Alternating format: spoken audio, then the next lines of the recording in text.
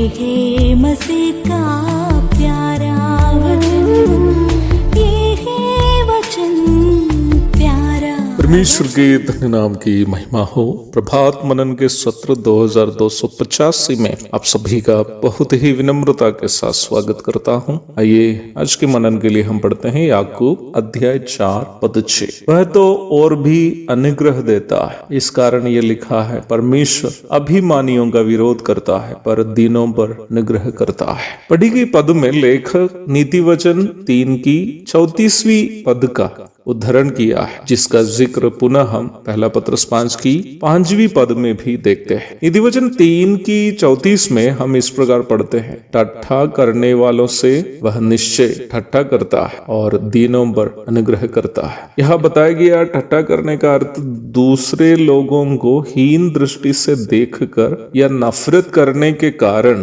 बुरी बातें कहकर उनका बदनाम करना है। अर्थात किसी व्यक्ति को बदनाम करने की इरादा से उनके बारे में झूठी बातें या मजाकिये तरीके से बातें फैलाकर अन्य लोगों के सामने उस व्यक्ति को नीचा करके दिखाने की कोशिश।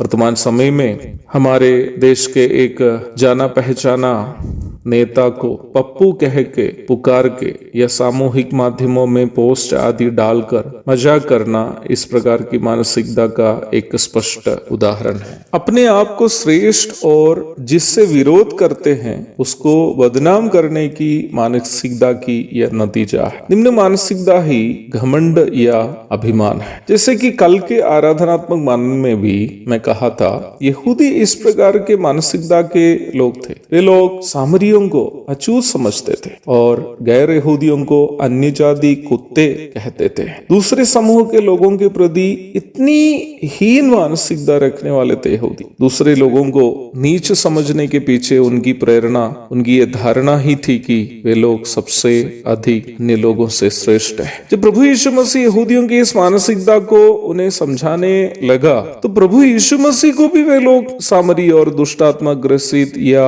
नाजायज संतान आदि कहकर बदनाम करते हुए हम वचन में देखते हैं। समकालीन भारतीय राजनीति में भी समान प्रकार के कुव्यवहार हम व्यापक रूप में देखते हैं। मसीह दुनिया में भी इस प्रकार के कार्य कपट मसीहियों के द्वारा करते रहते हैं। मेरे 21 वर्षों के प्रभु की सेवा काल में मैंने निम्न मानसिकता के लोगों के द्वारा कई एक बार बदनामी का शिकार हो गया। मुझे अब इस प्रकार के कार्यों से इसलिए परवाह नहीं है क्योंकि वचन से मैंने ये समझा कि मैं जितना बदनाम हुआ था उससे कई गुना अधिक मेरा प्रभु बदनाम हुए हैं। उनकी तुलना में मैं तो बहुत कम ही बदनामी को झेला।